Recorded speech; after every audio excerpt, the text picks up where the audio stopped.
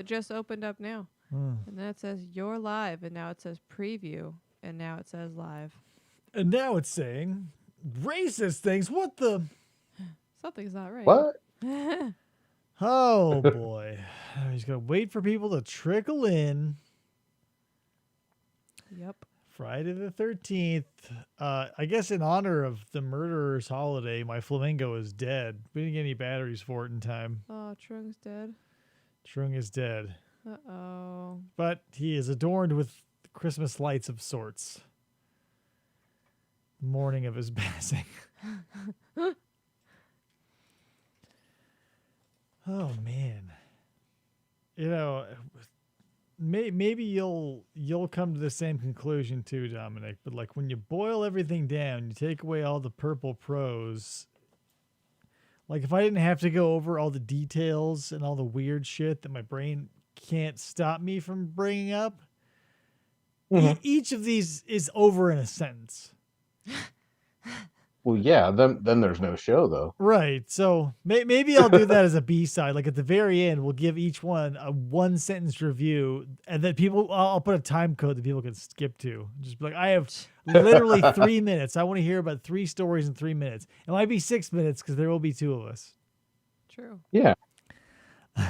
We should have done that with the last one. Then we could have been like, a guy, gentleman makes love to a monkey, or wait, no. Yes, a guy sets himself on fire because his grandpa made love to a monkey 4 great grandpas ago. Yeah. Like that's so far away. It's like what? Yeah. What other ones did we do? We did the Shadow of Innsmouth. So dude goes through Fishing Town, gets spooked, and finds out he's a monster. Yeah. What else did we do? God dang. Rats on the wall. Oh yeah, rats on the walls. Guy buys ancestral home, finds out he's batshit insane. The end. Woof. And, Show over. Oh, lurking fear. Oh, the lurking fear. The South shall rise again, but when they do, it'll be as homunculi. You know what I mean? Hey. Those strange Martense eyes. The dissimilar. Why are you making a face, Krista? What's going on? Like, either say something or quit making a face because you're freaking me out. I think Elliot's banging on the walls. Jesus. How many people we have in the waiting 3 room? and 3? a like. 3 and a like. Okay, so Dominic, you're familiar how we do this thing. We're waiting for 5, so sit and wait. Enjoy a beverage. Did you bring something to drink, I hope? Yes, I did. Because it's going to get long and dry, I'm sure. Yeah.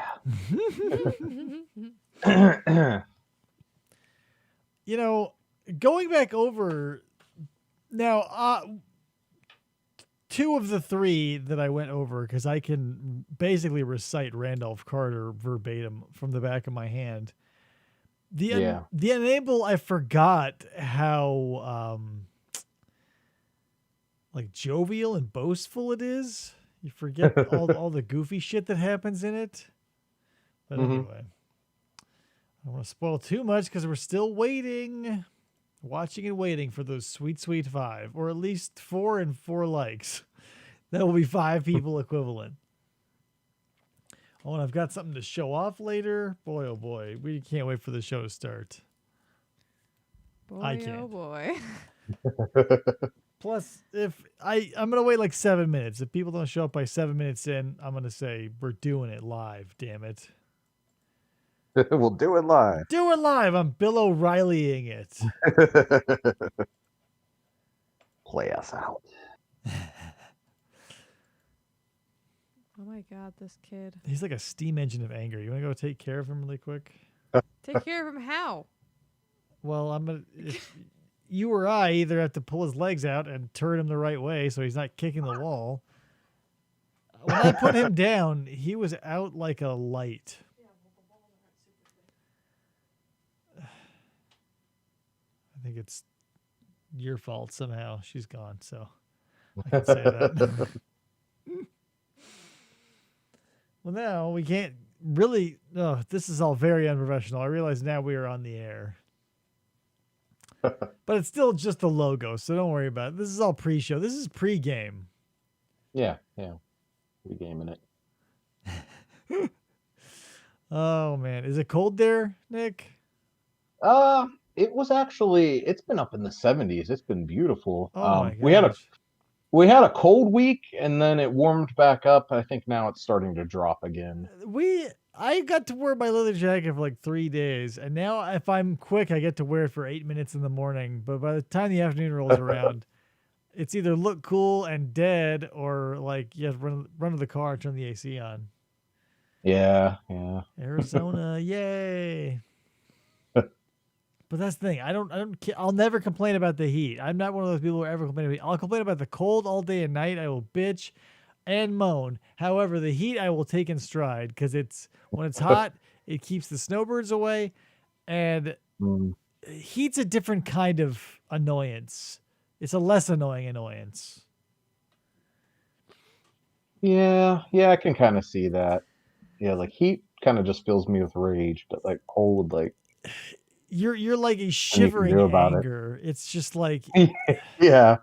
when you're hot, it's one thing. When you're cold, like you put on like you're already frustrated because the cold sucks, and then you have to wear layer upon layer to keep the cold out, which hinders your movement, which irritates you even further. I don't understand why anyone ever is like, "Oh, I love the cold." That's ridiculous. Like the encumbrance. Ugh, no, it's the worst. Yeah. I enjoy like the 2 weeks in the fall and winter where it's like, a nice mild temperature here. I wish we had that. We got no rain this year either. It was a real bummer. Yeah, we got very little this year too, which they say that has something to do with like the color of the leaves and everything. So it definitely, was a very colorful fall. The color of the leaves has to do with the water? Yeah, if there's less rain, I guess the colors are more vibrant. Oh, or maybe it happens earlier because they're like, fuck it, there's no water, let's just dip. Let's just kill ourselves. Whatever. Maybe. Krista, where are we at number-wise? Somewhere? We're at somewhere. It's Are we not still 5. at 3? We're at 2. We're at 2. We'd lost one. Nick, Two dudes talking about the weather is not interesting, apparently. Our riveting weather talk scared somebody off. Jeez. Whatever. They got 1 more minute to reclaim their mistaken right and come back to the show, and then we're starting. Or maybe if I chug this drink really quick, I can go get another one before that happens. It's like half of this left. Right.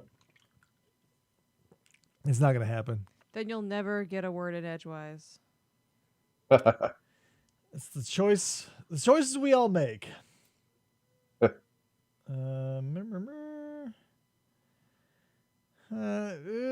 Gosh, I'm on the fence. Yep. Okay. This show is already off the rails professional wise. I'm going to run and grab another drink and be right back. Nick, talk to Krista about more weather so we can scare off the remaining 2 people. Okay. So the weather. Yeah. We were talking about the weather. Pennsylvania, it's been pretty nice. Up until it's starting to drop now, the temperature. It's been a very lovely fall so far. Well, that's good. Yeah. Chair says 5 people or 5 minutes, Dave. All right. Our kid's not sleeping. Well, he does every night, and he has almost exclusively every night for the past almost 2 years. I think he'll find his way to it. All right, let's just do this. Let's hit the show with the nail. You're listening to FFOP Radio. Reach the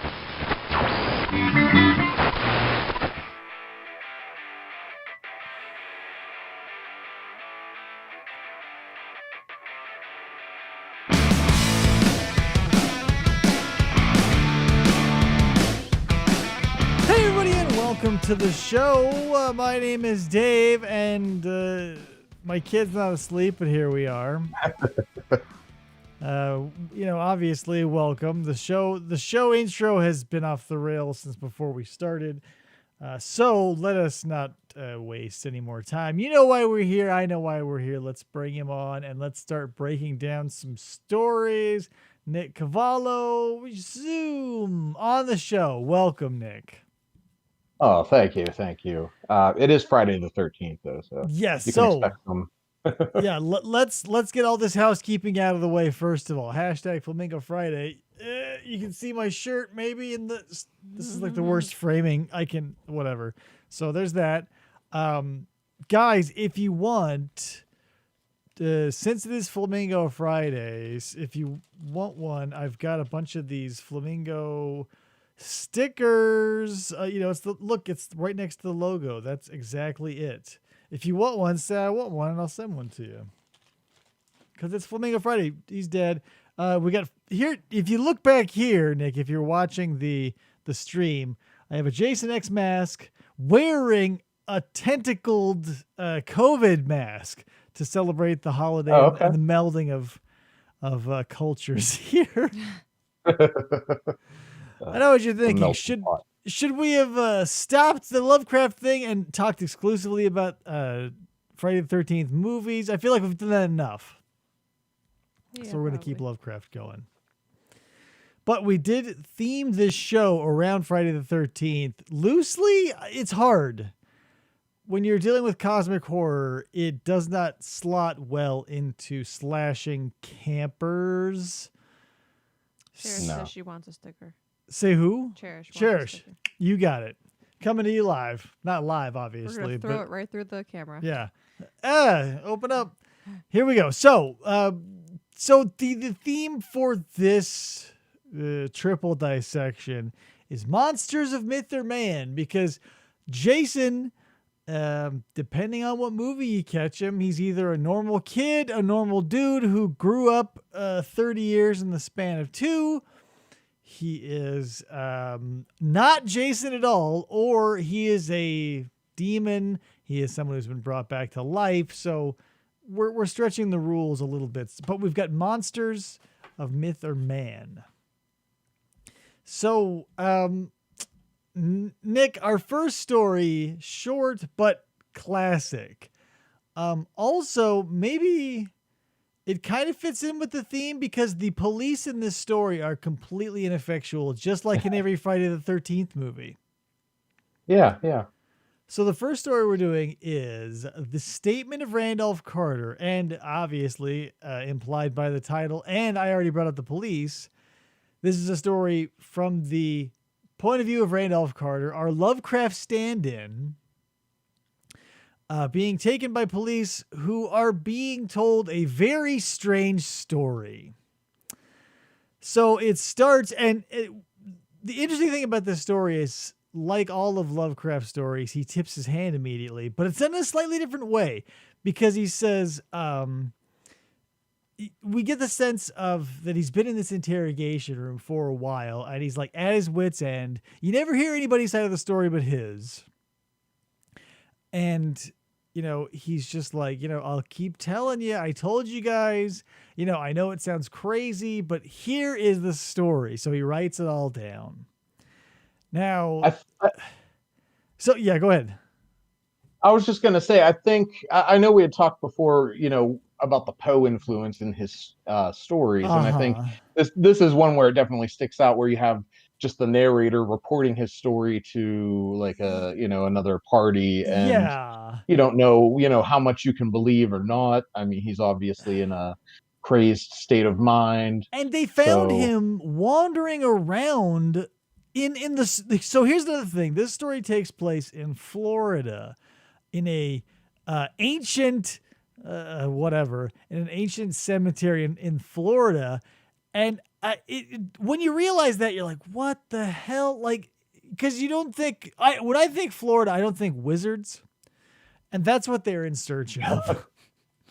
So basically, our boy Carter talks about his relationship to Harley Warren, who is the guy whose disappearance this whole kerfuffle is over. So this is a very prototypical Lovecraft relationship, because you've got your sub and your dom. Harley Warren is your dom. Carter is your sub. you see this again and again in like Reanimator. I'm sure you get the Kasumnik.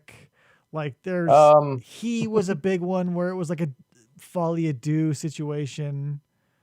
Yeah.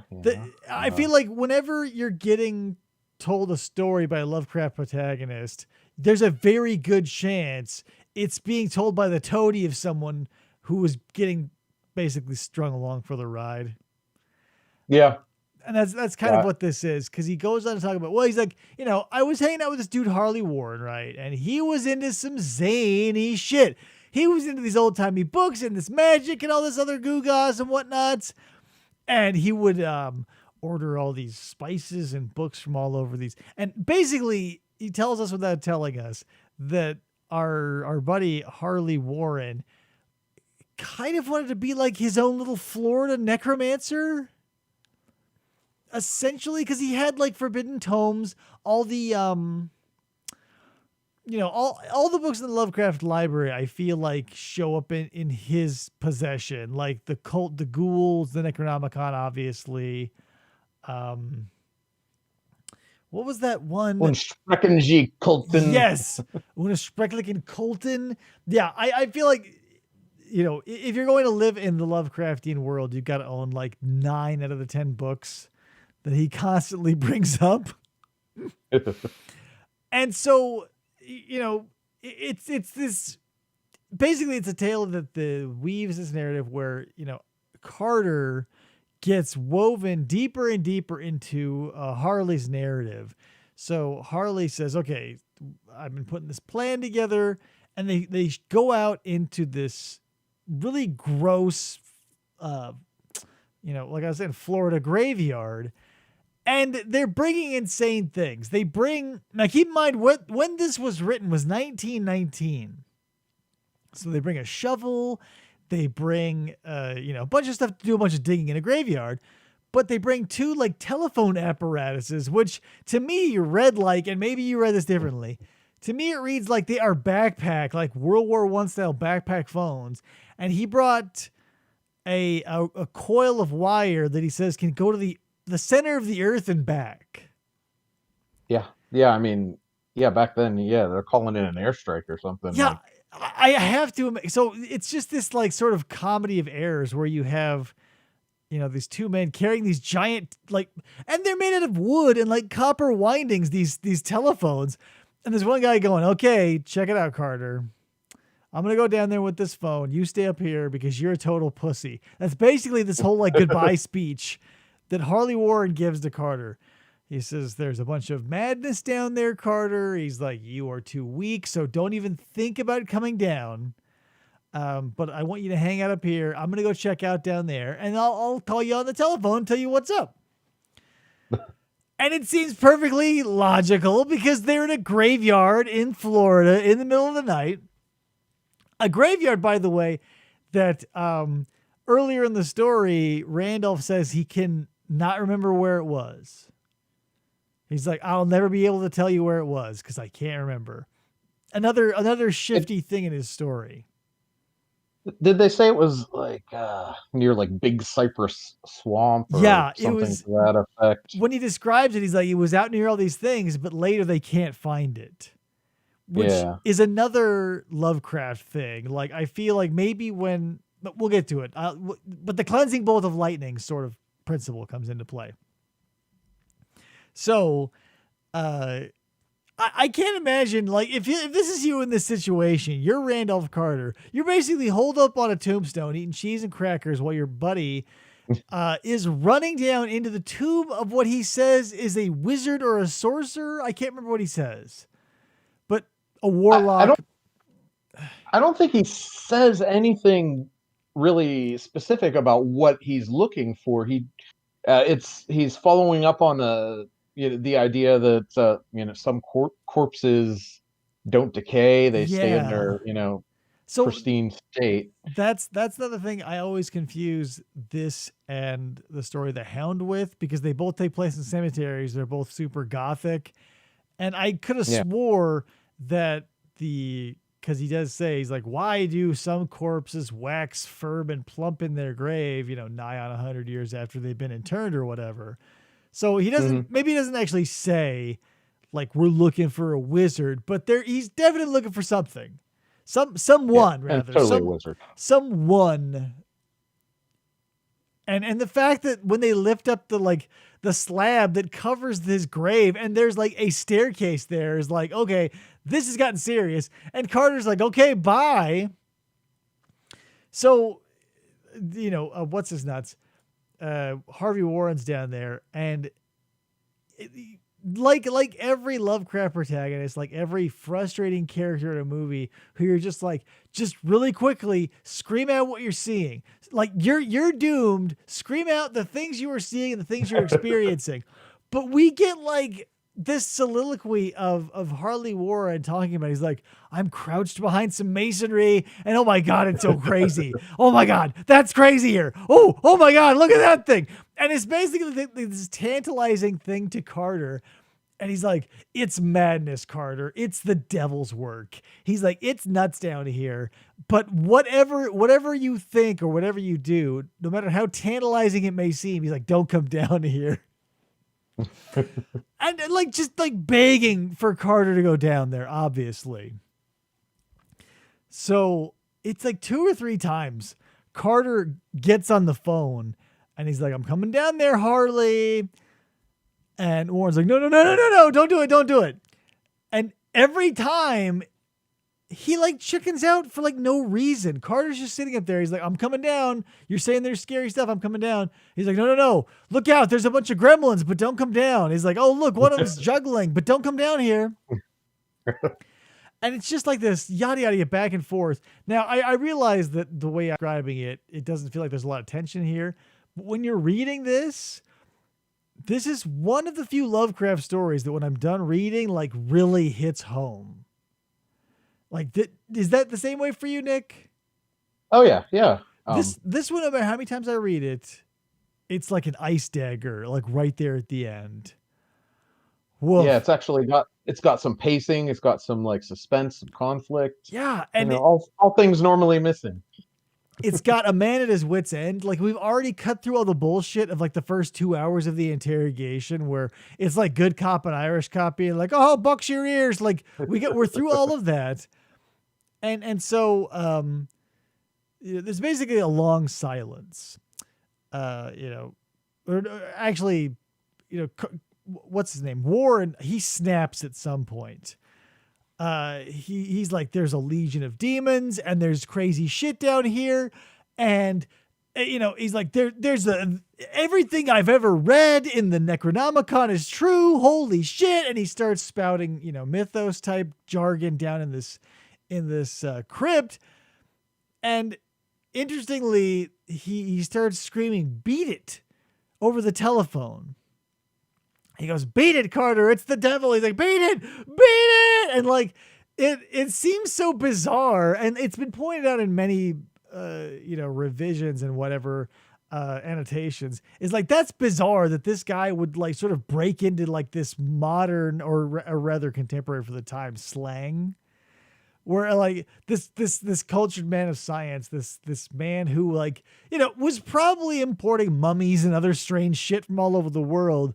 In his last moments, he's like, run away, man. You got to beat cheeks. He's 22 skinny and shit. It was, and then so by this point in the story, everybody who's reading it sees it coming. We all know that Warren is gonzo. And we've got Carter up top, hitting the receiver, and he's like, Warren, he's like, what's going on? He's like, what do you see? And, again, he makes, these veiled threats of I'm coming down there. I'm going to come down there and see what's up. But before Warren dropped off, he's like, put back the stone and get the fuck out of here. And of course, Carter, he's like, I could never do that to a friend. But again, in the way beginning, before he even went down into the crypt, he told him, he's like, if I tell you to seal me the fuck up in this thing, he's like, you got to tip that stone back because nothing should get out of here. And Carter's like, oh, that's crazy. Of course I'm not going to do that. Why would he? After all the screaming and the crying and the shouting and the mentioning of demons and stuff, why now would you take him serious? And so this is the oh my God, this is so good. Like the best part. He's like waiting. There's silence. And he's like, Warren, where are you? Blah, blah, blah. And then there's like this voice that you need to read the story to get the description, because he says it's like hollow and deep and tenebrous and like dusty and old and yada yada. So it's this very scary voice that comes over the phone, and he's like, and he's writing this down to the cops. And this is probably why they have no idea what he's fucking on. Because he's like, it's the last thing I heard before I passed out, as we all love us Lovecraft protagonists do.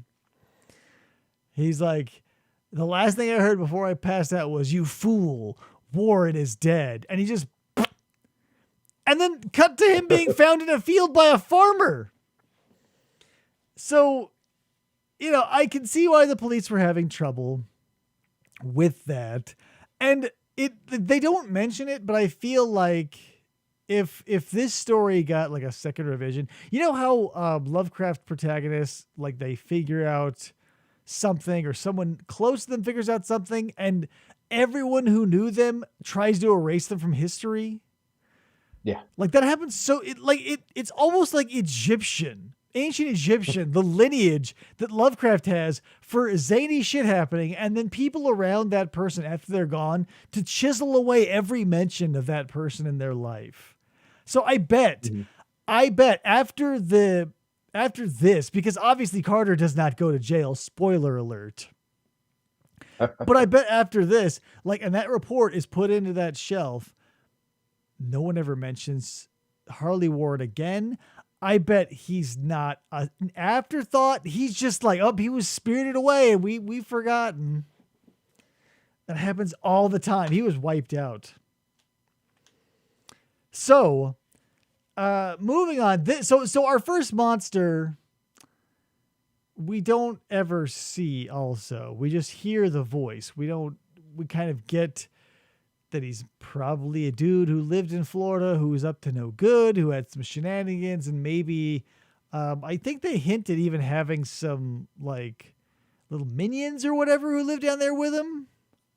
Yeah, because he's talking about legions and legions upon legions, and so I'm, not for nothing, but let's be real. If you're visiting a graveyard in the Florida swamps, the groundwater would prevent any like major subterranean structure, I believe. So putting that aside, the fact that he goes down there and obviously you can just write away the whole like, I'm in the middle of the earth, because of the throwaway line being like, I have enough cord to literally go anywhere I want forever. So don't trouble yourself, reader.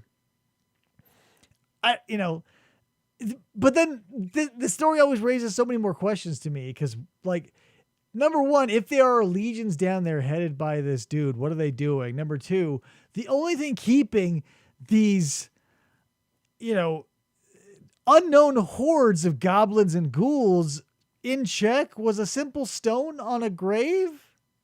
Like that two nerds could push aside. It took one nerd with a shovel to unleash these hordes of the wizard beast. So that's the thing. If you try and pick it apart, it's whatever. But since he faints, and since we don't know, and since there might have been a magic potion or something put on the shovel, because Warren knew his stuff. That's the thing. What you get out of the story is that Warren knows every basis. Like, I feel bad because Carter, so early on in Lovecraft's career, is a very meek, like, yes, master, I'll follow your. But by the time you get through the gates of the Silver Key, he is recklessly traipsing the universe through various realities. So I like his character growth.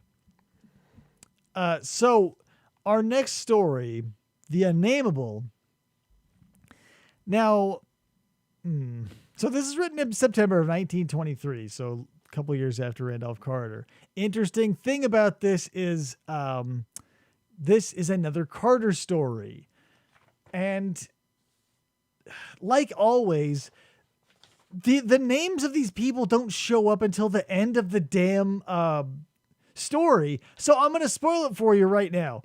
It's Randolph Carter and his buddy Joe Manton. There are characters. Because it's basically like the whole story is like, oh, me and my friend are having a conversation, and like 2/3 of the way through is like, yeah, my buddy Joel Manton, whatever. He always does that shit. So Carter and Joel are, doing what everybody does late, 1923. They're hanging out in a cemetery outside of an old 17th century house. Just two bros kicking it. Yeah, just two dudes who know how to party, hanging out in a colonial cemetery, discussing nothing more relevant than the prospect of something being unnameable. So there are a bunch of interesting things here. This also reminds me of The Hound, and I don't want to spoil my favorite part of that because we'll get to it one day. But in the, while meandering through this lunch meet before we get to the story, one of my favorite part of the description is he talks about this giant willow tree that lives in the graveyard, and he looks and he ruminates and he's like, could you imagine the crazy foul things that thing is nourished on living in a place like this? And they're like, ooh, creepy. They're like almost like a couple little girls telling each other ghost stories on a sleepover, kind of. Except they like to think of themselves as academic, because one thinks that the concept of something being unnameable is completely logical. The other thinks that it is a fallacy of logic. These two guys, they're so nutty, but they somehow get along. Let's see. Okay, so yeah. So and also, since Carter is our Lovecraft analog, he's the sensitive one. Our buddy Joel Manton is a principal in Boston. He is very clinical, he's very pragmatic, and he's not given to flights of fancy, essentially, is what we're getting at. So Lovecraft is instilling in us, he's like, hey man, if this guy can believe something later, not to foreshadow, but he will. So, Joel, he says, the unnameable, you have to see something, you have to hear something, you have to experience it to, and by experience it, you'll be able to name it, because you'll be able to draw an analog to something. You'll say it was big or small or smelly or whatever.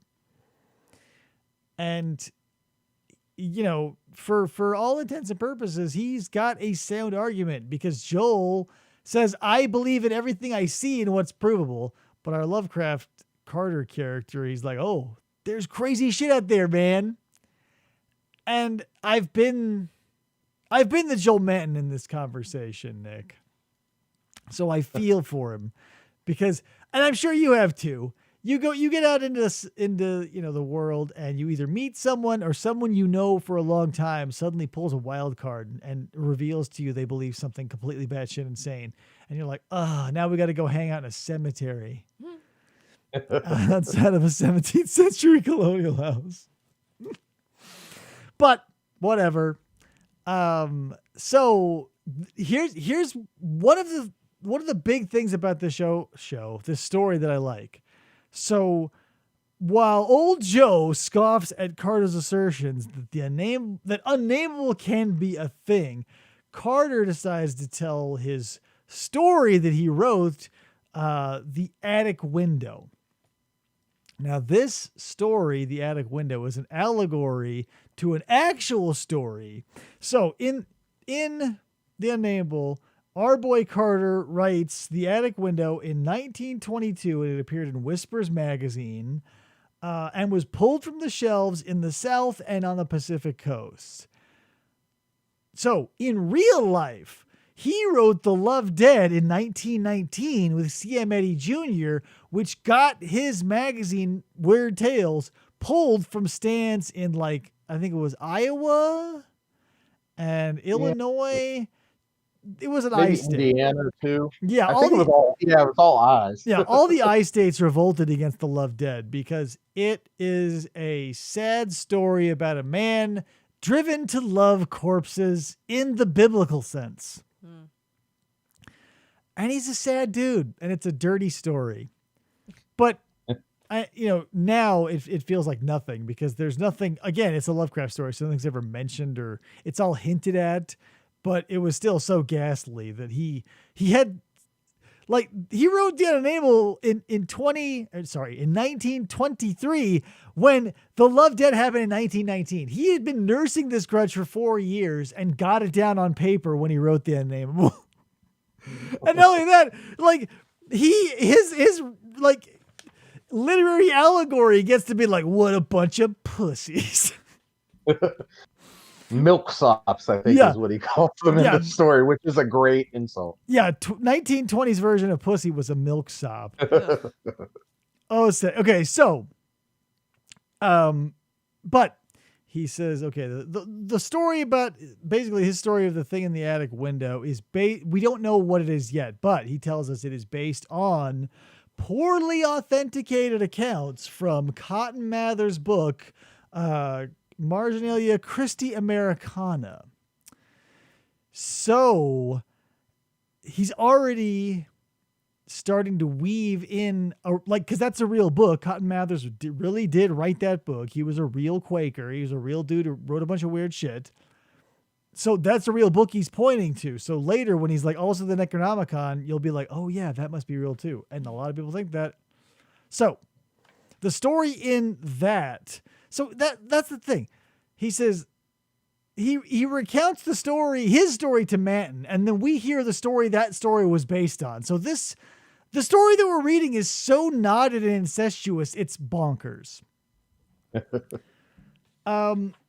So the story is based on is that Cotton Mather's heard from somebody that a horned monster with possibly hooved feet and a blighted eye was born to a woman in like the early 1700s, essentially.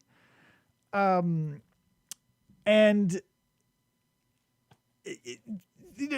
obviously the details are sketchy because I imagine when we're reading this story, it's taking place contemporarily to them. So this is 300 years after that. So the fact that they have so much of the, but Carter does let something slip. He's got a diary. Now, okay, so Nick, the diary, so the diary he finds is one of his relatives, correct? Yes. So that part I got no problem. Later, it gets a little confusing because in the diary, which was kept by a family member of his from 1706 to 1723, describes an attack. So the thing with the blighted eye attacked his ancestor, and his ancestor wrote it down in this diary. So coincidence upon coincidence stacks up.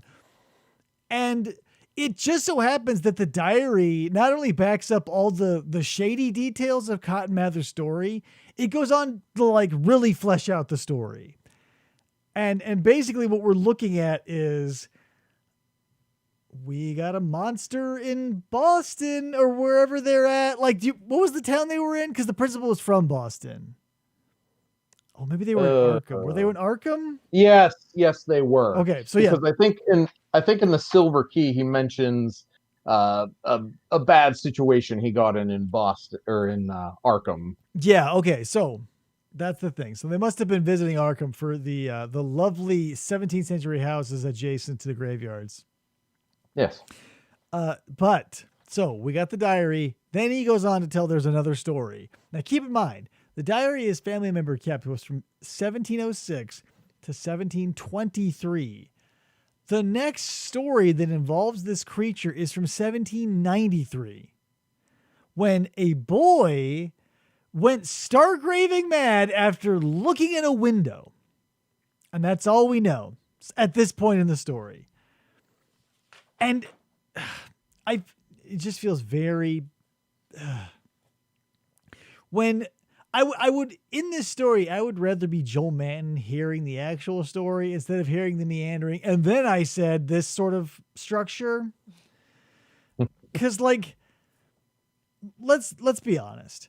Cause this is the written account of two men telling each other stories in which one of those stories breaks off into another story that flashes back to a different story.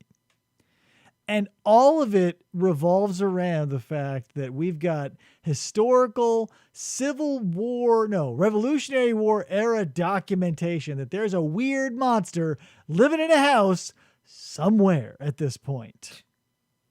I actually do have the Mather quote. Do you? Okay, good. Yeah. Yeah, I actually had to read part of this in back in college. Oh, you know what? I think one of my like literature courses or something. You know what? I actually copied it too, I bet. So, but you read it. Oh, okay. There was a beast that brought forth a creature which might pretend unto something a human shape. The people minded that the monster had a blemish in one eye, much like what a profligate fellow in the town was known to have.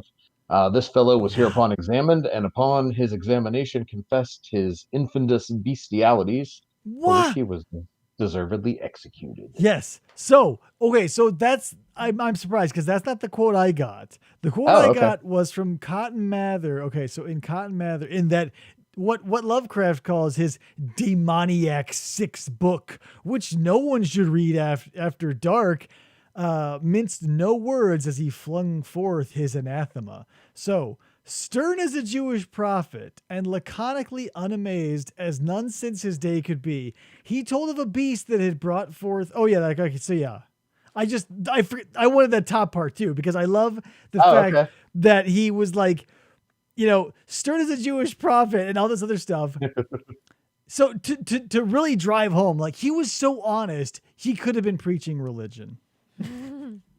Yeah. So yeah, I think they killed the cow too and buried them together or something like that. Every time, and that's part of it too. Is we'll get to a strange lineage when it comes to it, but yeah. So Cotton knew a monster was born of man. Like we find out in this sixth book that Cotton Mather heard of the stories while the thing was relatively young, and then admits to just losing track of it. He heard the story of a man with a ruined eye who had sex with animals who may have created some sort of devil spawn, and then it just slipped his mind. He's just like... He was a very busy guy. Yeah. Oh, he's like... Imagine him sitting there hearing the folk tales.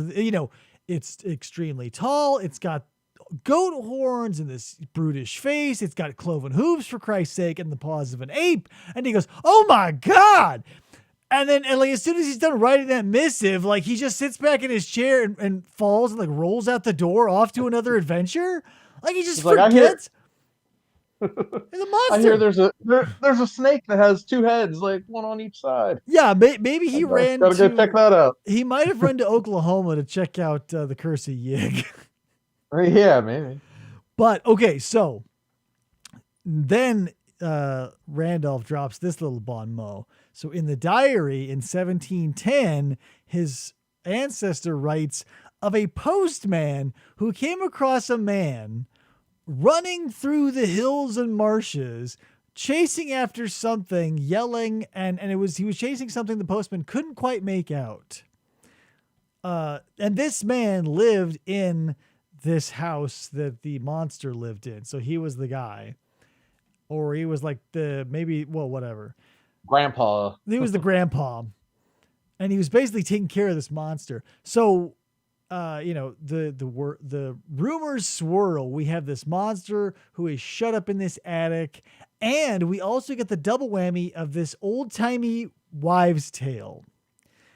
So, in the old days, when glass was a new invention, they said, if you look through a pane of glass long enough, it will capture your image. It's kind of like an early version of like photo stealing your soul bullshit. And so he's like, yeah, that's another thing that's been going on is like they say that this attic window caught the face of this being, this weirdo, this monster, and maybe, whoa. But by the time 1793 rolls around and the kid goes in and goes crazy, all the glass is gone. Like everything's been broken because, again, it's been 300 years. No, actually, it was raised in the 1600s. So 1700, okay, yeah, 300 years. Because I'm thinking of modern day. So this 300-year-old house obviously has no more glass in it. But they keep reminding us like, but if you look through, if you're a crazy old sad person and you're looking through glass, that glass will get your face. It'll spook people. These kids and their glass windows. Yeah, what an old-timey, don't look through glass. Like if you melt sand and look through it, it'll steal your soul. Holy shit. So, our boy Carter, he makes one last grasp at the concept of unnameable. But now, the back and forth has been going on for so long. It's the middle of the night, and they literally cannot see each other. It's so dark. And, Joe, he's like, that's crazy. That's crazy. Those stories are crazy. Can you believe it? He's like, if that house was still standing, I would go to it and I would look at it. And so Carter goes, oh, good news. It is still standing. I went there. After I heard all these stories, I went and it was crazy. And so Manton's like, well, what'd you see? Would you go up? He's like, yeah, I went up there. All the windows were gone, obviously. Like the attic window was busted out. Everything was gone. He's like, but when I went up to the attic, there were some weird bones I found up there. And being the responsible Lovecraft protagonist that he is, our boy Carter collects the bones into a sack, takes them out of the house to just a hole in the backyard, just a random hole. Good idea. And he dumps the bones in. I think it's the crack in the tomb that they're sitting in, actually. Oh, well, but he said it was not behind. To be a well. But I always read the story as he dumped them behind the house, but they were in front of the house because I always took it that the cemetery was across the street from the house. Okay. If I'm wrong, sue me. If the cemetery's behind the house, maybe that makes more sense. But the moral of the story is he dumps the bones of this thing so unceremoniously. He just empties out the sack and he's like, I don't mind telling you, Manton. Here's the zaniest thing about those bones. He's like, the skull had fucking 4-inch horns on it, my man. And I feel like if I were a crazy person who believed in cryptids and I came across something monumental like this, incontrovertible, irrefutable evidence of man's mixing with beast and creating a monster, I doubt I would then casually just dump it out of a sack into a hole behind an abandoned house. Holy shit. But Manton isn't mad at this. He's just like, oh, okay, cool. And so he's like, so the house still stands. He's like, I'd like to go see that house one day. And this is when Carter gets all campfire spooky story. He goes, oh, good news. He says, before the sun went down, you did see that house. It was the one across the street over there. And he's like, oh. So again, keep in mind, it's so dark. There's no moon. They can't see a thing. So with this, Carter's he can feel his buddy Joel shuddering and basically cowering in the dark. And they're like, oh yeah, I was in a blah, blah, blah. And then, we hear the creaking of the attic window. And so they shut up immediately. And Carter recognizes it. He's like, that sounds like that window up on the attic where the glass fell out, because it would make a very strange sound because of blah, blah, blah, blah, blah.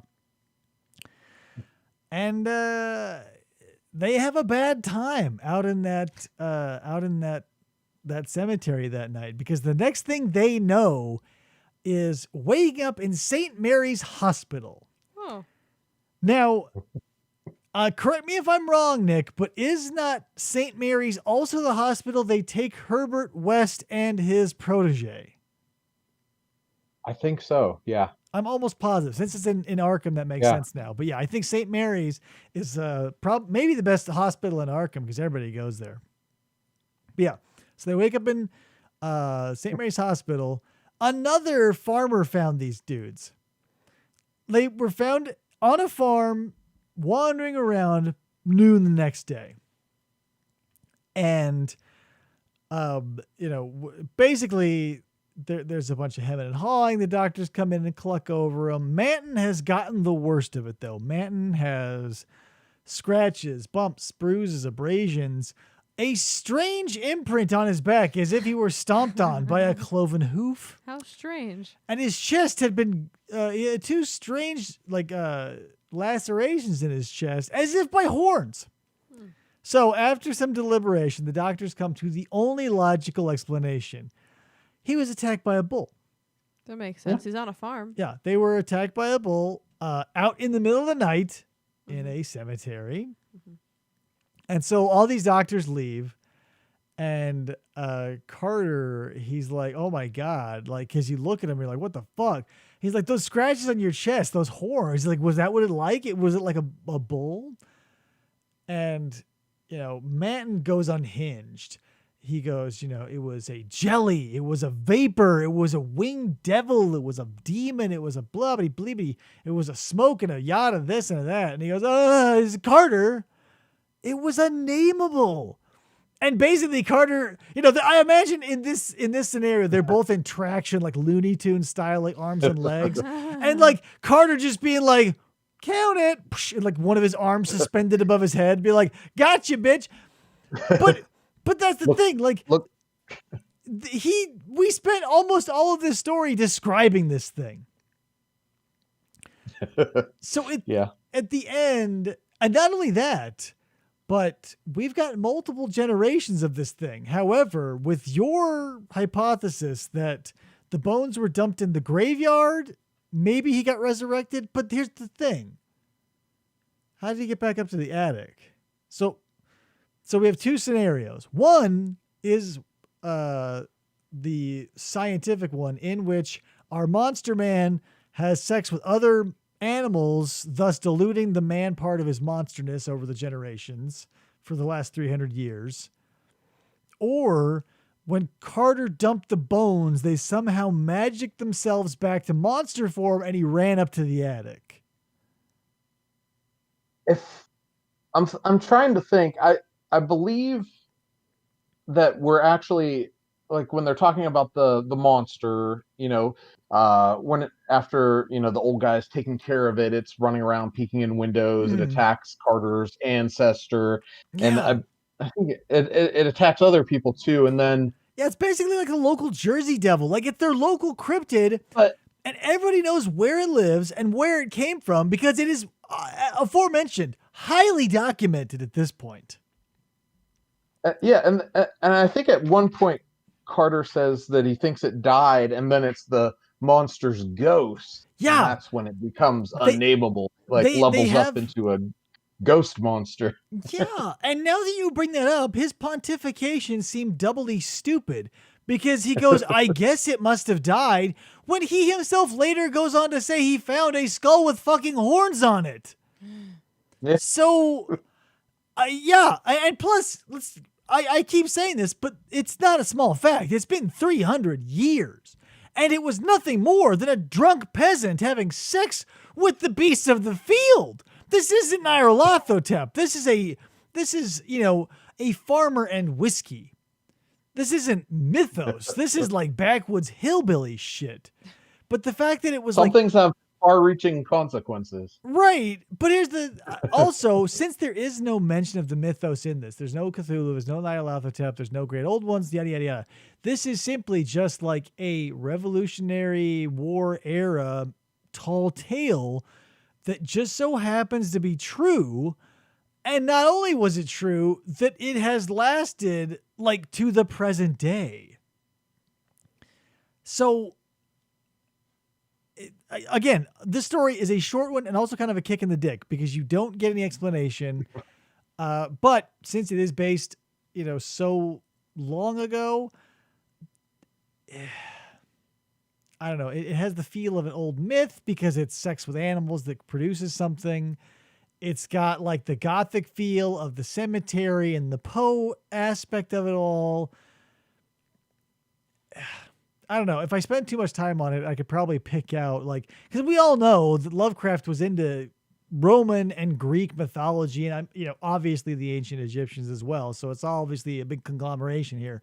But I feel like still, with all that knowledge and all that behind him, which he would later go on, or maybe not later, but he did better in The Hound, in my opinion, where this is just sort of a tossed off, like, yeah, it's a story of that was of a friend of a friend of a friend of a friend of a friend that turned out to be true. And it kind of feels like the first punchline of Reanimator that just sort of dies. When Herbert and our protagonists wake up and Herbert mutters through his bandages, he goes, "Damn it, it wasn't fresh enough." And then, oh, Herbert. Like, that's kind of what it was here. It was like, it was this madcap violence all topped off with this zany, like, it was this, that, Carter, it was unable. And you almost feel like you want to hear like the Looney Tunes, like, and like Here Comes the Curtain. Like, it's so zany. And I think Carter like looks at the camera and smiles. Yeah. And if this were shot today, definitely when Manton says it was unnameable, he would like look the camera and be like a wink, and then they would snap focus over to Carter, who's like swish and like plants a Nerf ball into a little thing on his bed, and he's like, yeah, like That's all, folks. that's part of it though, is like writing these pulpy stories. You get unintentional comedy, and when we get to it, I've mentioned it a couple times already, when we get to The Hound, there are people who say it was written as a comedy, and there are some people who say it was written tongue-in-cheek, and some people say it was like The Room, where it was written seriously, taken as a comedy, and then they did a mea culpa. They meaning Lovecraft. So here's our last story. A true sci-fi tale. Maybe his only one. No, definitely his only one. Unless you want to count that three-way he did with Howard or The Last Test? Whatever. That Rand Robin one. That might be sci-fi too. But this one for sure, definitely, because it has a spacesuit. And if we don't have a spacesuit, you're not sci-fi. In the Wall of Eric's was co-written by Ken Sterling. And this is closer to the end of Lovecraft's life. So this is written in 1936. Now, like I was saying, it is a true, like, dyed-in-the-wool sci-fi story. It is literally about astronauts going to Venus to collect resources to bring back to Earth. And what stuff in Venus would Earth get? Crystals. Trust me, all will be revealed. Because it's basically a story of colonialism and like deathbed reconciliation, but we'll get to it. When did Lovecraft die? What year? He died 1942. So early or 38, somewhere in there. Okay. I don't think he did see the 40s, so maybe 38. I'm bad with dates. Yeah, I think it was in the 30s. Yeah, because it was 2 years after Howard bid it, and he died in 36, I think. Whatever. Yeah, it's like 1890 to 1903 ? Yeah. Got it. So this story is written for the first 80% of it, basically as the notes of our main character, who, now I wrote like 2,000 words worth of notes, and going over the story and rereading it, being like, a name, I need a fucking name. They do not say this dude's name. We do not get a name other than a dead man until like the literal last page. So I'm going to spoil it for you now so I don't have to keep saying our protagonist. His name is Kenton What's-His-Nuts. Let me find it. Hold on. Kenton Frederick. No, sorry. Stanfield? Yeah, Kenton Stanfield. Frederick is the other guy. We'll get to him later. So Ken, I'll just call him Ken. So it's Ken. He basically got to Venus on March 18th, which he's oddly specific about. So he gives a few sentences off here is like, so I got to Venus, I got to the main base, I adjusted my watch because time is slightly faster, and I've got to mention that. He picks up his gear, gets trained. He picks up his food and air tablets. He goes through all that. 2 days of acclimation to Venus because they are on the jungle planet of Venus, looking for crystals. Do they say anything more specific than just crystals? Space crystals. They're really valuable. Yeah, they can. What is that? Like one crystal can power a city for a year or something. A crystal the size of a hen's egg can power an entire city for a year or warm, he says. But whatever. But that's, he never goes any more specific. He's like, we got to get these crystals. There's crystals everywhere. We love crystals because they power our shit. So, blah, blah, blah. He's walking through the jungle. He's like, Indiana Jonesing the shit out of it, and it's raining, and he's like, this is a miserable time. I hate it. The first paragraph is him complaining about his oxygen mask. Isn't Venus supposed to be super gaseous and wouldn't it be like acid rain? Yeah, this would not really happen. Okay. So, but that's the thing. So it's very similar to Earth in gravity, and only the time is different. So he gets there and he says, these damn Carter oxygen masks. He says, if they had gone with the Dubois, he literally, I'm not kidding. The first paragraph is him being like, these goddamn Carter air masks. He's like, if the company gone with the Dubois filters and gone with the sponge reservoirs instead of the tubings. And he's like, what are you fucking? So I'm like, okay, yeah, whatever. You love Dubois oxygen. Jesus Christ, Lovecraft. Or Ken. His name is Ken. So now here's where it gets sketchy because he doesn't really lay out the technology that they use really, because he says, we came to Venus to get these crystals. We have some detectors. And maybe I misheard this or misread this, but he says that there was a big collection or deposit of these crystals within 1,000 miles of their base. And he took out on foot. It's within 1,000 miles. And he's like, all right, I got a PB&J. I'll see you in the afternoon when I find the crystals. He makes no mention of how he's going to find them. He just seems to be bumblefucking around the jungle looking for crystals. Unless I'm reading that wrong. Did I miss something, Nick? I don't think so, no. Yeah, so it just feels like that is the first red flag in a long line of manufactured red flags this story will produce, that at any point our man Ken should have been like, fuck this, I'm out of here. That was number one. So he gets to talking about the local indigenous people. So on Venus, they have these man lizards, he calls them. So they are these between 7 and 8 feet tall creatures. They've got 4 tentacle-like arms on their chest area. They worship the crystals. So they're basically like this aboriginal culture, but they have amazing architecture, and this whole section is basically like, can you believe these motherfuckers not being white and having technology? He says these stupid, we use these crystals for power. And what are these to pray over? These idiots. He actually says, he outlines a plan. He says, with 20 planes, you could just wipe the shit off of this planet. Everything that lives, just wipe it out. Take all the crystals back to Earth. And he's like, maybe I'll tell someone later. That might come back. But essentially, we're here on my notes. We're right here, and there's genocide. He's like, why not we just genocide the fuck out of them to get these fucking crystals? Oh my God. Yeah.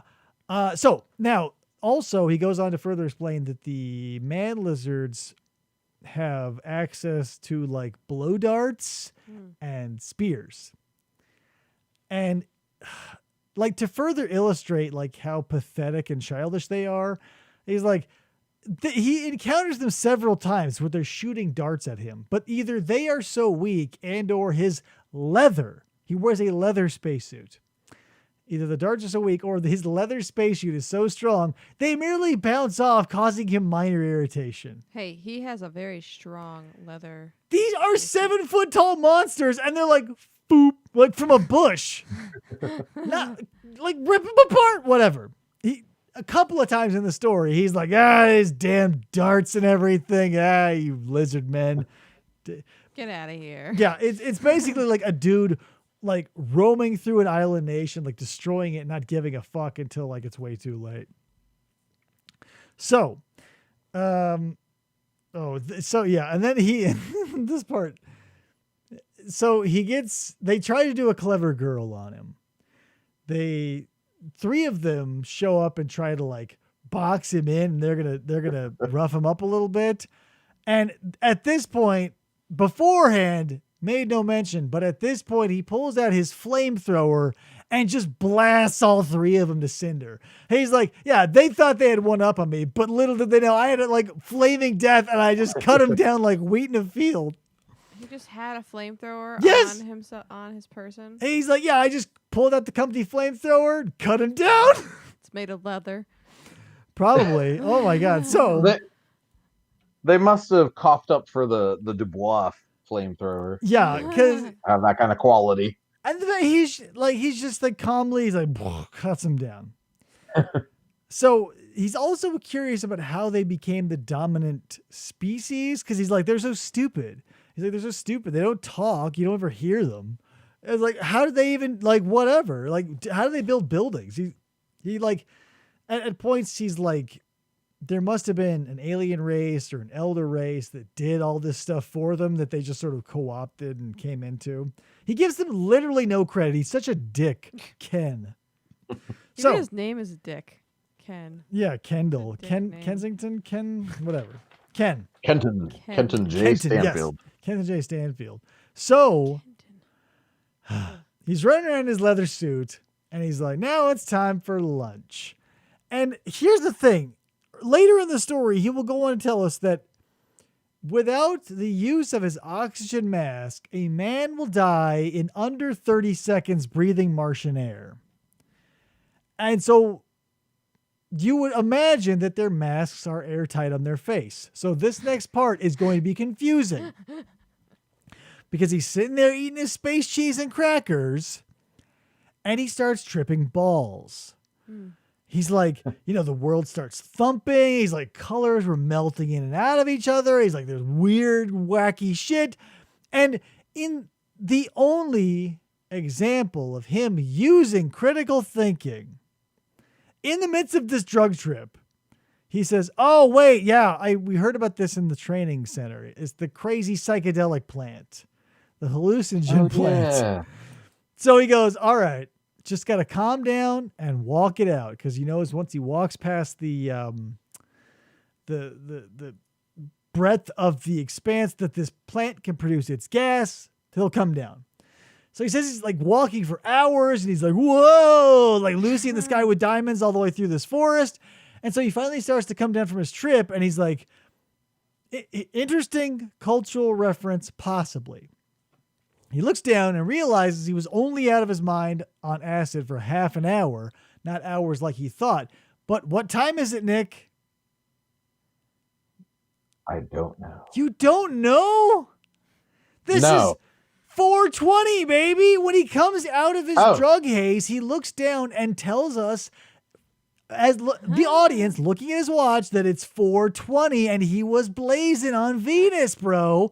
So seriously? Yes, there are theories. How did I... There are theories that state that this, if not, obviously not solely, but in part lends to that 420, culture of drug paraphernalia. Huh. 420, bro. This was 1936. I learned something. 420. It's in my notes. So, then, he is walking around, and I feel like Lovecraft wasn't sure what to do in a sci-fi story, so he spends a lot of time dicking around with plants. So he meets up with the psychedelic hypno plant, and then later steps in a plant that essentially I feel is just like a big Venus flytrap, because he said he stepped in it, it closed around his foot rather, and he had to slash at it with his knife until it was but ribbons before it would let him go. Ugh. So he's just like running through this unspoiled wilderness, bashing its inhabitants, just fucking up the local wildlife. This guy is Cannibal Holocaust, the movie, the guy. Just like, and you know he didn't write it down, but you know every small animal he came across, he was throwing his knife at and like flamethrowering and shit. Like, this guy's a fucking dick. But he comes to a plateau. And another red flag, because he says something along the lines of, whoa, my crystal-omometer says there's a crystal over there on that plateau. And he thinks to himself, well, that's weird.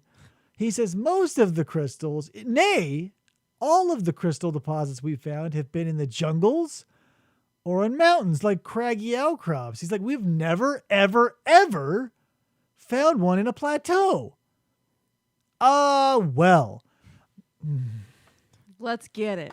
Yeah. Goes on unheeded. So now we have officially come to the plateau known as Eryx, because it is named after the Eryxian highland. This plateau is named after a man or a monster named Eryx. I don't know. The story is not very clear.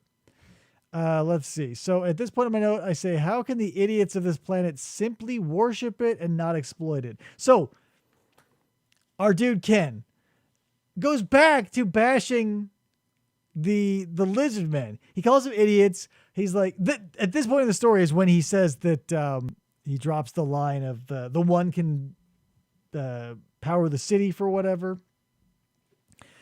So he's walking through all this mud, and he's like complaining the whole time. He's like, goddamn mud in my goddamn shoes, and this stupid ass Carter mask, and if they'd only gotten the Dubois, and all this other. So he's like complaining. And like, I can't, it's murky, because what we come to find out doesn't make sense at what we are told here, because he gets to this muddy clearing and he sees a crystal. So he can see it with his eyes. He has established that he has seen the crystal and makes a dash for it. So, in a classic Looney Tunes type scenario, he falls off of something he doesn't see, and it takes him an inordinate amount of time to come to grips with what we have here is a force field. Nick, it felt like he sat outside this wall pontificating for weeks. It was so long. He like poked it with his knife.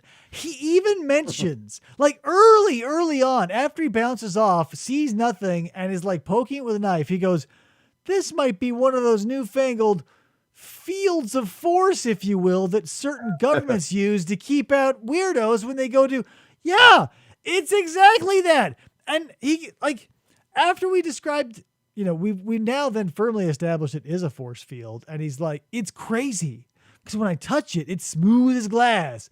But when I kick it or knock on it with my knife or my hand, it sounds like concrete. And like, I get it. Lovecraft, you're getting paid by the word. But 700 words ago, we found out this is a force field. Oh my God. So, now it gets crazy. So remember, we now have established that he, one, saw the crystal, and two, bolted toward it with reckless abandon, only to smash his face, knuckles, and knees, possibly dick. He does not write it down on the wall. He takes a minute to look, and he sees the crystal is clutched in the hands of a dead man. Like a dead regular dude? Like a spaceman? So we find out, he's like, hey, you know what? That crystal, though tight, distracted me from the fact it's in the hand of a dead man. So this guy is wearing the same suit as him. His helmet is off. And he says that this guy probably died not days ago, if that long. And not only that, he knows our dude. He says, I met him back in training camp so many years ago. That's Dwight. And so there's Dwight. Old Dwight. Dwight is dead. His helmet is off. He is clutching this crystal that is, our dude says, the biggest and most luminous. Like, basically, it's this dude knows crystals and it impresses the fuck out of him. It's the one. It is the crystal that you would write home about and tell your mother. And, again. So, our dude knows two things now. There is a force field keeping him away from the crystal, and that crystal is in the hands of a dead man beyond the force field. Now, having that established so early on the second page of my notes, I have 7 pages of notes. Oh my God. So again, what I'm getting at here is that is another red flag that he should have been like, Now, the fact that this company sends out scouting parties of 1 on hostile planets full of plants that can eat you, plants that can make you trip balls despite your airproof masks, and giant lizard men who not only worship the crystals but are willing to kill you. Party of 1. Anyway, like what the Sounds fuck? like a typical company. But like not even. And keep in mind, our hero Ken has no way to communicate, so we have been able to fly from Earth to Venus. But even though this was written 10 or 15 years after the statement of Randolph Carter, phone technology had not advanced enough to be worth bringing to this planet. Not even a big backpack, because it literally would just do nothing. It's words on a page. You could have been like, he brought a phone. Did not bring a phone. But hey guys, what happened to Dwight? yeah, the good news is he doesn't have to look at his phone and be like, no signal on Venus. Oh, man. Okay, so whatever. Guy's dead. So he also badmouths Dwight. The dead man, who he only knows as an acquaintance, he's like, poor, stupid Dwight. He's like, he took his helmet off because he's an idiot, and he forgot to put it back on. The dumb idiot. I told you guys, you die here in 30 seconds if you don't have your helmet on. Poor dumb Dwight here. Our dude Ken hypothesizes that the leather buckles of his helmet and mask worked loose because they're the cheap Carter kind. Again, he name drops Dubois here. And so the buckle, the straps got loose, and Dwight's mask and helmet fell to the ground. And Dwight was so stupid that he could not act quick enough in that 30-second window to keep himself from suffocating. And he basically just brings that to everybody's attention. Well, so how did he eat his snack before without taking his mask off? So you have the 30 seconds. So you get to pop open the mask and throw the food pill in. Oh my God. Oh, it's a food pill? Yes. So he has food pills and oxygen pills. Oh. We'll get to that later because the chemical composition of the oxygen tablets do not make any sense to me. However, Lovecraft knew science, so it's probably okay. Let's see. Yeah, still no warning signs, yada, yada, yada. He says, okay, here's my plan. I'm going to walk around this big invisible structure, see if I can get into it and get myself killed. And then he's like, man, I can't find the door. So he's like, I got a better idea. I'm going to pick up some mud and start throwing it at the wall to see how high it is. And in a needless amount of padding, it takes him 4 attempts to figure out that the wall is roughly between 20 and 21 feet high. it takes so many attempts. And he's like talking about, so I picked up the mud, I squished out all the water because guys, it's a lot of water. It's very thin mud. So he works all the water out. He squishes the mud. He's like works into a ball. And this is every fucking time he does it. Keep in mind, I'm only going to go through it once. He does it every time. He says, pick up the mud, I throw it, blah, it won't stick. It was going every 20 feet, 20, whatever. Yeah, I think I recall like reading somewhere. This was like one of his like money grab stories where it was just like, everybody wants the sci-fi, so I'm gonna try to write a sci-fi story. So he's probably milking it for every word that he can. The latter half of his life, he turned into a man who needed money. So that's he obviously is co-writing this with Ken. So he needs to pad it out. Like if it's just him, he can pad out a story, no problem. If it's just him, he has to pay. If he's got to cut it in half, now we need to get into the word salad. Ooh, and it is a thick one, ladies and gentlemen. So let's see. Our dude cannot get in there fast enough to get himself killed. So he relatively easily actually gets in.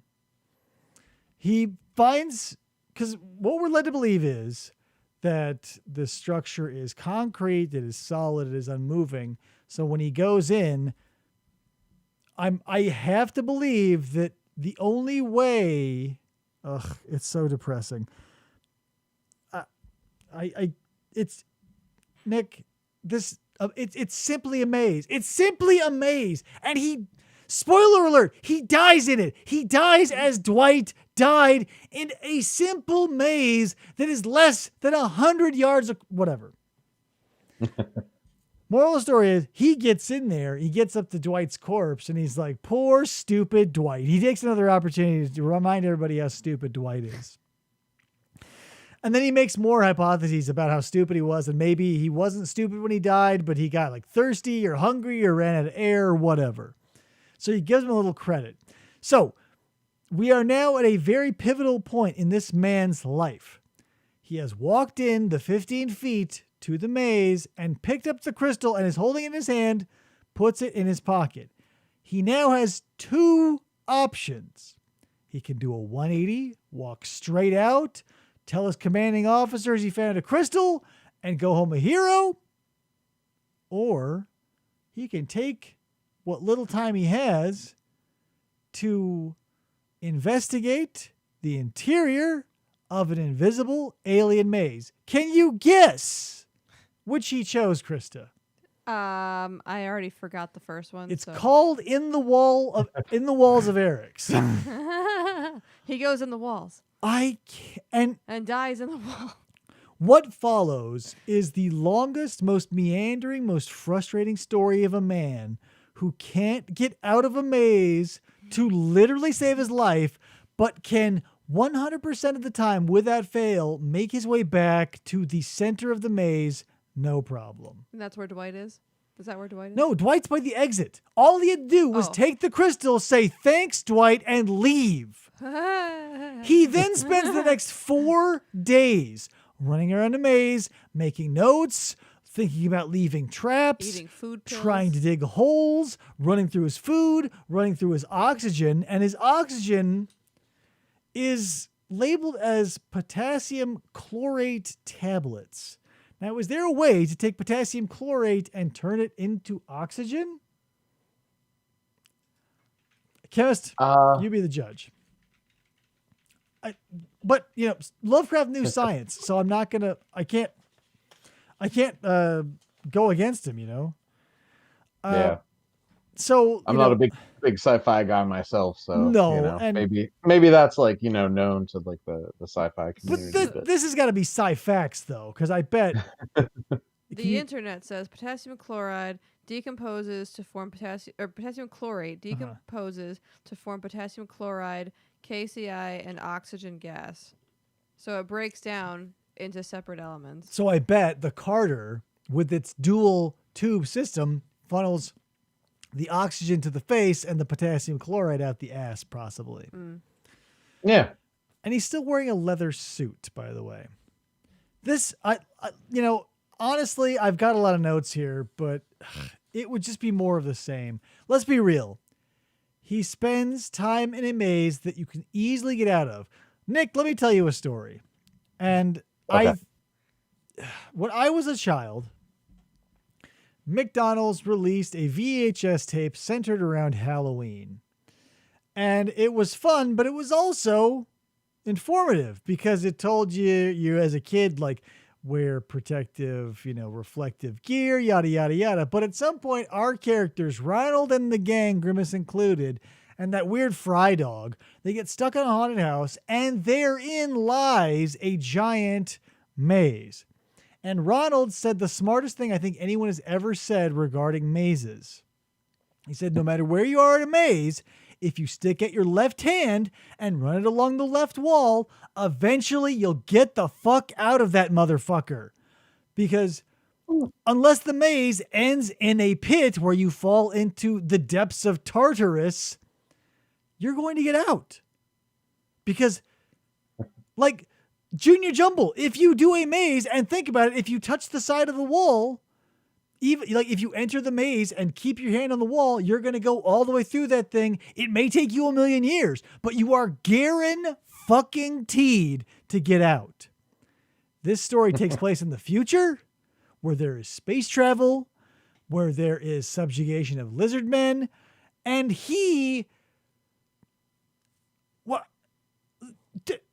it's a maze. It's a simple maze. And that's the thing. Every time I read this story or go through it, I think I must be missing something. He must be letting subtle hints drop that this maze is a moving maze, that it's a living maze. He says every day. He says it's concrete. He says it feels like glass, but maybe it's moving. No, it is a static structure. It has no ceiling. It is 20-foot tall walls, and it is built on a solid foundation of bedrock. It is a solid structure that does not move, and this man cannot get out in 4 days. I mean, he could have even just used the mud and, he does talk about the mud, though. Smeared it on the... So here are some logical problems I have. So number one, this invisible structure is in the mud. Why can you not see the indentations in that mud where the structure is? Whatever. They say, because he does, our buddy Ken throws mud at the thing, but nothing sticks. Like when he gouges it with his knife, it doesn't make a dent. Nothing sticks to the wall, so whatever. Right. We can sort of put that in our suspension of disbelief. But the fact that he's always using like Dwight's dead body or there's a tree as a guidepost, and the fact that he keeps fucking up. And so by like day 2 or 3, the lizard men start coming out of the woodwork.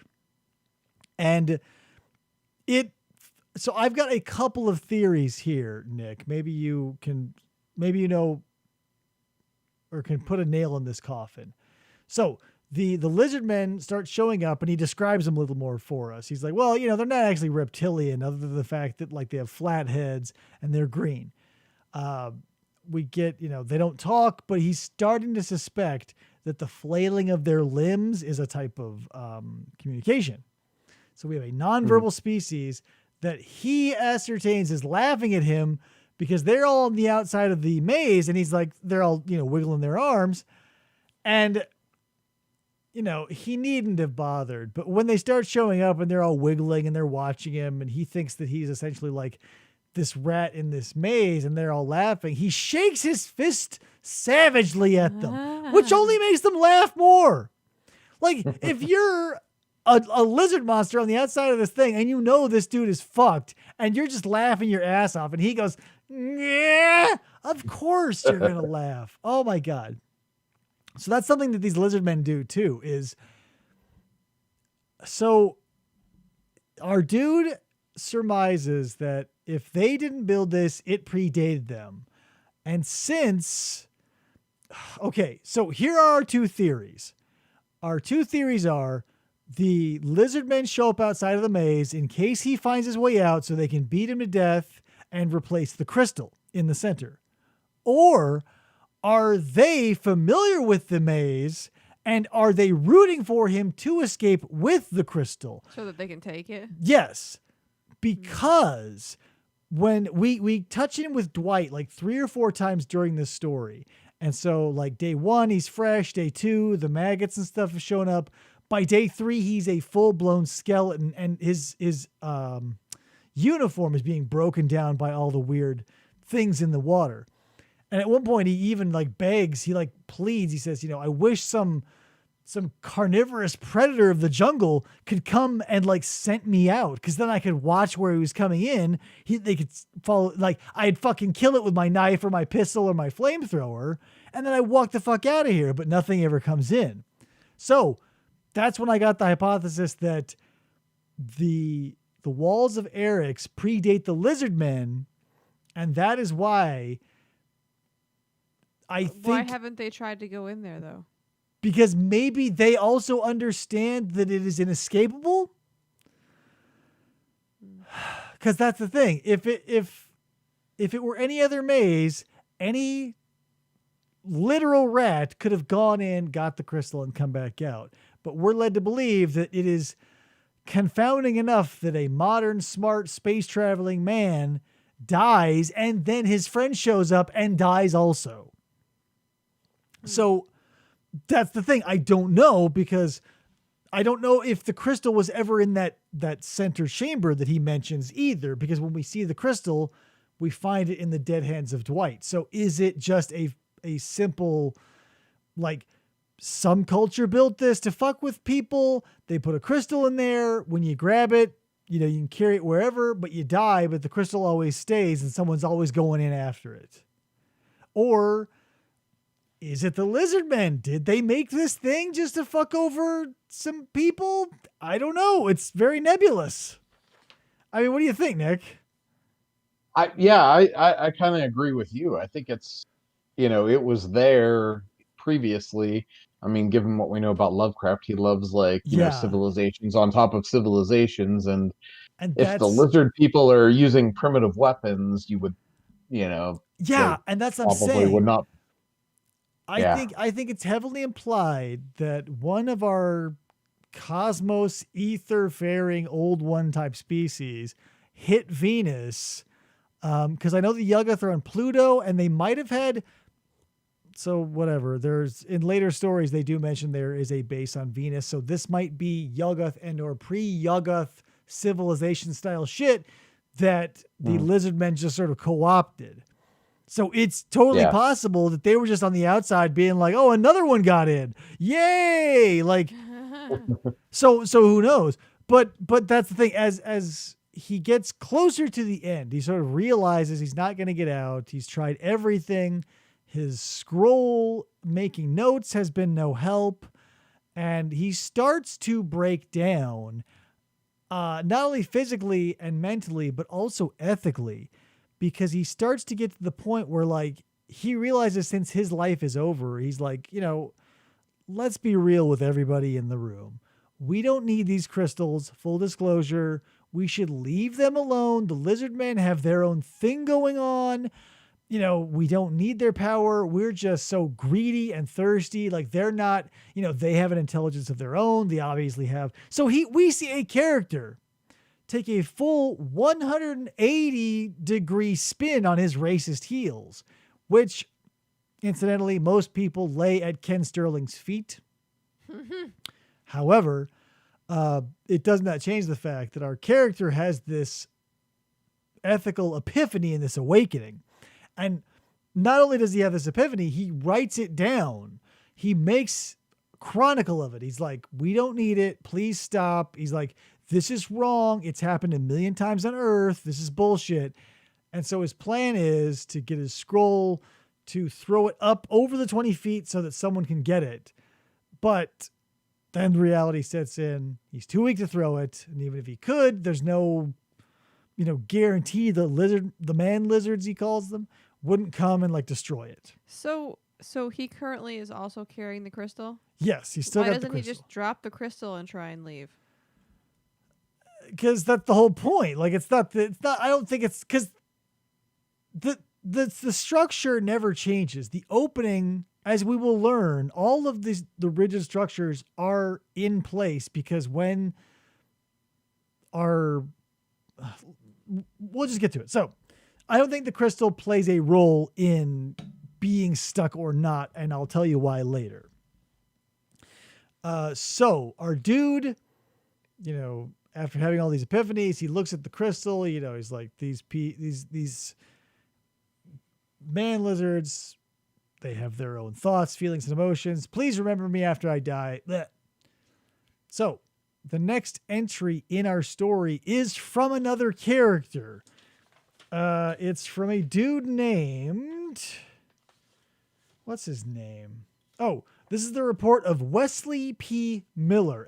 So this is a manager at the company where our boy Kenton J. Stansfield worked. And when you read this part, it's so fucking frustrating and depressing. Because our dude, he says, fuck, he's such an idiot. He goes, we sent Ken out for like a 4-day trip. And he wasn't back after the 5th day, so we sent a plane out. So if all Ken had to do was to not exhaust his resources because he was going out on a 5-day excursion and could have lasted because they did find that he still had food tablets and his Carter mask was still producing oxygen, if he'd not gotten his big nuts and thought, yeah, I'm going to make it out of here, because that's his hubris. At every turn, Ken says, I'm not worried. Every night he ends laying his head down in the mud saying, I'll be out tomorrow morning and at home by tomorrow afternoon. Everything will be fine. And he fucking dies. He's got this undeserved confidence that takes him all the way to his tomb. Wow. So our dude reports, he's like, yep, we showed up. We saw the skeleton of Dwight. R.I.P. Dwight. We found Ken's body still warm, still producing oxygen in the thing. We saw the crystal. That was pretty sick. He sort of mentions it offhand, but he says that the plane they took to go find him got damaged. But it's only for the reason. So he says, okay, so we found the dude. We got his notes. We had some time since the plane was broken, so I read his notes. And it was completely sensible. The first half, that is. He goes, obviously, and let's be real, mining executives, obviously our poor man Ken went batshit insane the last couple of days, so let's just excise that. All the racial tolerance, gonzo. However, he did mention a genocide real early on. So perhaps, and that's what they do. Our dude, what's his nuts, Wesley, says, yeah, so I turned in the report. I scrapped all the tolerance of other people's shit.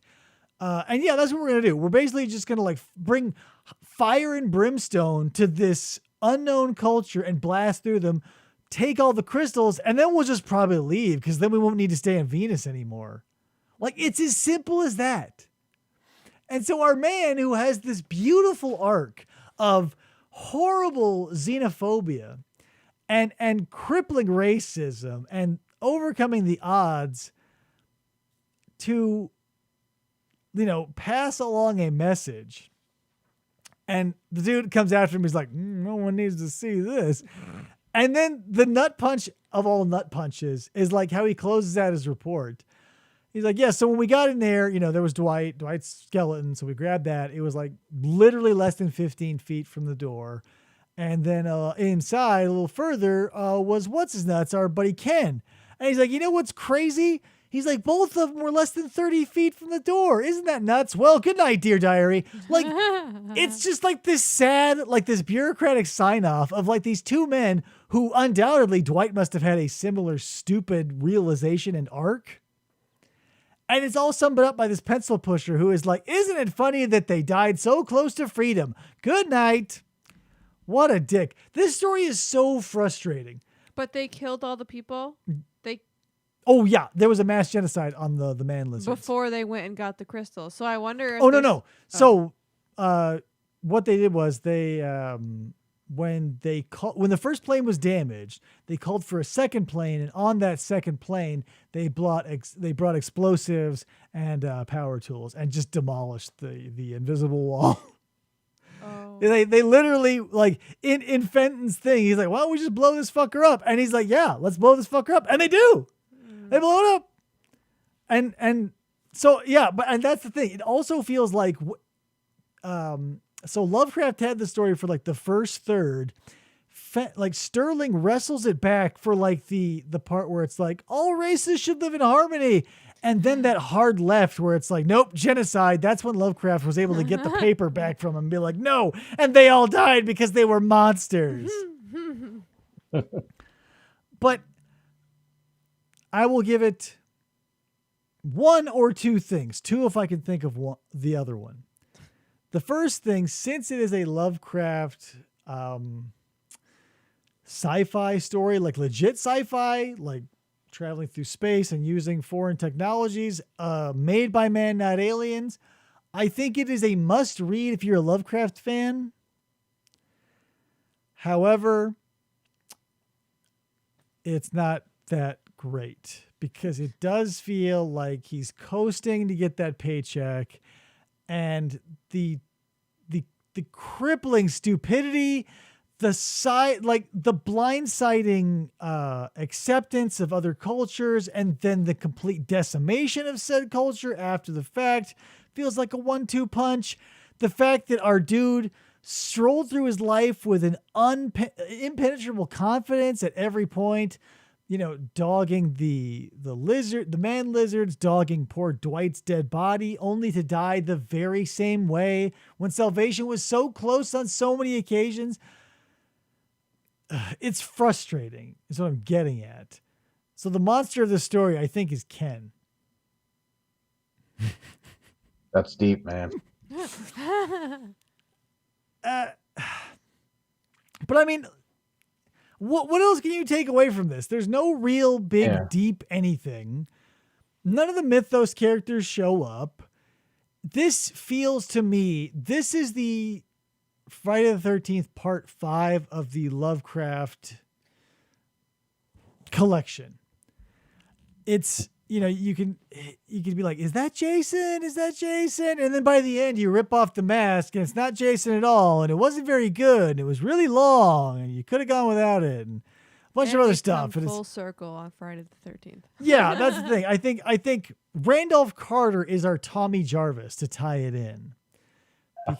Because Tommy Jarvis not only changes as a character, he literally changes as a character. So that's our Carter. Whereas our In the Walls of Eric's is definitely your 5. It is a pretender to the throne. It is Lovecraft. It is someone doing something they shouldn't. Lovecraft should stick to cosmic horror. That dude whose brother got axed in the back at that home for wayward mental patients should have sought therapy instead of pulling a Jason and then getting killed. If it was the Halloween series instead of Friday the 13th, it would be Halloween 3. Yes, it would be Halloween 3. There are so many touchstones because I've heard, and I agree with this, that the music of Eric Zahn is essentially, for all intents and purposes, a Tales from the Crypt episode.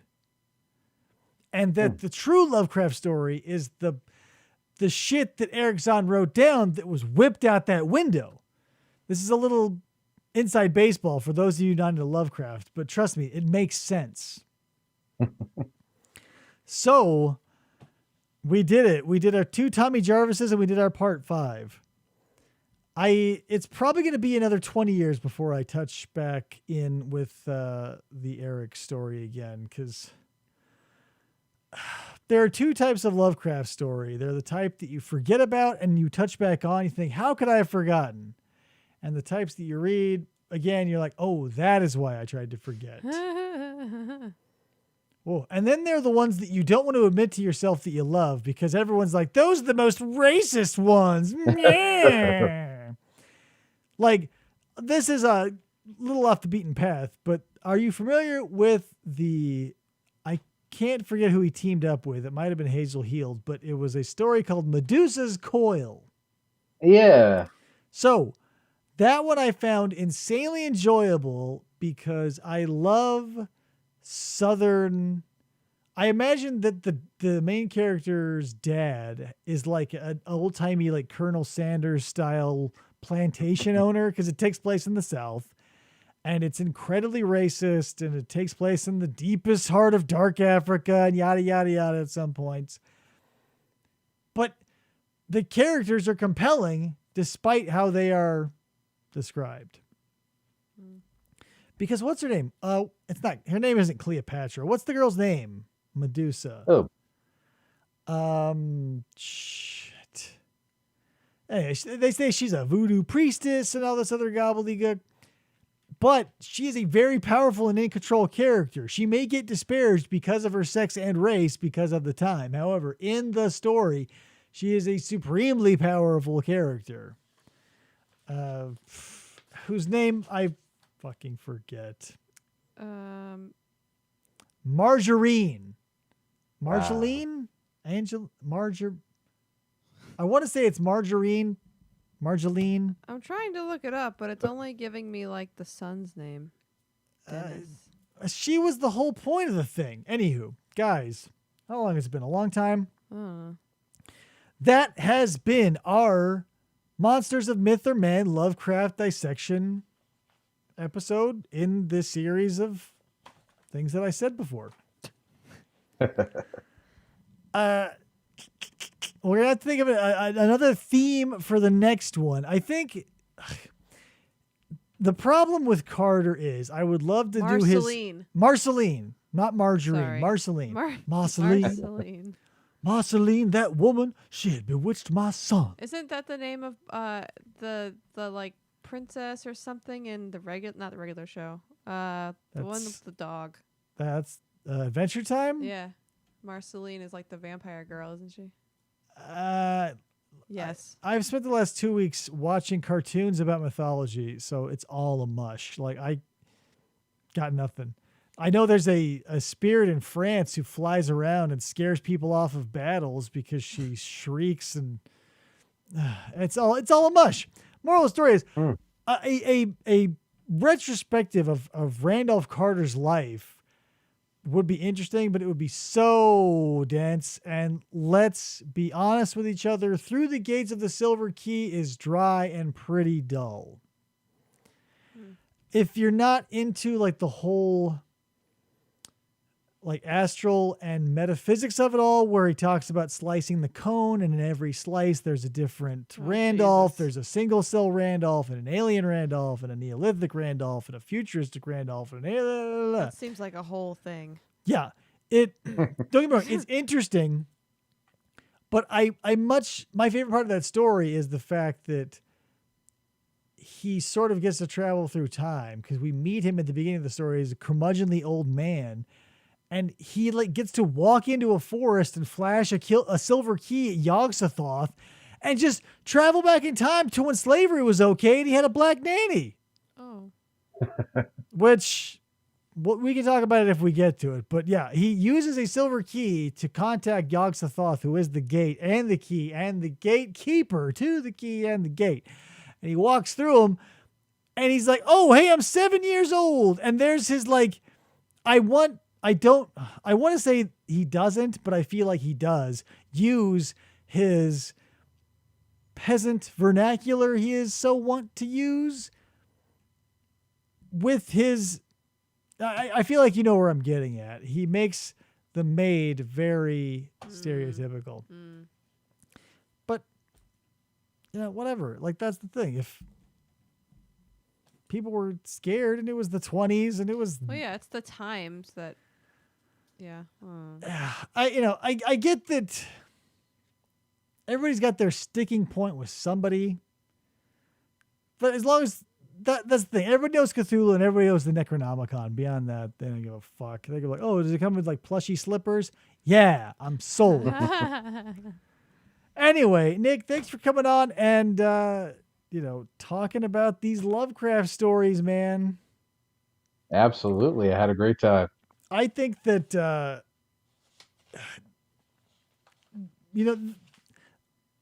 Statement of Randolph Carter is always one of my favorites because it can always, like, if you're bored and you got 5 minutes, you can always read it. But The Unnamable is a hidden gem because it is an incredibly forgettable name. And it's insanely funny. It's like the Unnameable and the Nameless City are two stories I can never remember. And that is why, because they are called that shit.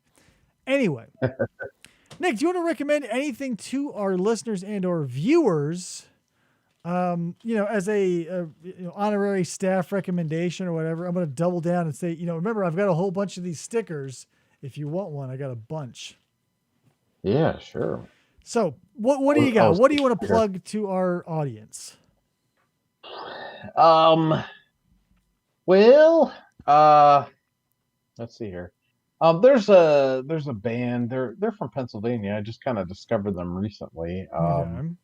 They're called the Bedroom Invaders, which comes from like a John Keel, paranormal stuff, like people waking up in the middle of the night and seeing, strange things in their bedroom. But nothing. That's kind of nothing about this seems off-brand for you so far. No. But they're really good. They're pretty instrumental, which isn't something I really listen to, but I like the kind of atmosphere they build with their music. It's some programmed drums. And, I get you there. A lot of like field recordings and samples and you can do interesting stuff with that, but it was described to me this way once, and it totally makes sense. Lyrics are things that people use to trick people into listening to music longer. Because it takes a lot of skill and talent to do a really nice instrumental thing that keeps your interest the whole time. But with lyrics and singing, you can sort of put that off into the background because you already have a touchstone. Everybody knows how to talk, and by virtue of that, everybody can sing. But so everybody can connect to that. But with instrumental stuff, it can be hit or miss with a lot of people because they're like, it's like a book with no pictures, for Christ's sake. Yeah. Where's the pictures? So it was the Bedroom Invaders? Yeah. I was trying to think of the quote from A Picture in the House. That's why I. Oh, yeah. There's so many good ones. That ad for Queer how. Queer how picture. Queer how pictures get a body. Yeah, get a body thinking. Got me thinking if it was all meat and blood, or if it were more of the same. Then I started hankering after victuals I couldn't raise nearby. The teacher, old Ebenezer, them would say it drowned in the pond in 87. That's not suspicious. You can do that. So you're memorizing words from a book. That's the same with like songs. People want to memorize the lyrics of songs versus, they can't redo like the instruments with their voice. Yeah, that's another thing too, is like when you have that connection. And that's part of it. I like instrumental, I like Trans-Siberian Orchestra and Prodigy. I like Prodigy. Yeah, Prodigy, like I was into the Crystal Method for a little bit. Like when they hit their big thing, like there are bands like Air or Melody or there's a bunch of like what's that name? Unearth is a good metal instrumental band. But again, the bands that you go back to are the ones that you make a personal connection to, and 99 times out of 99 times, those have lyrics. Yeah. Yeah.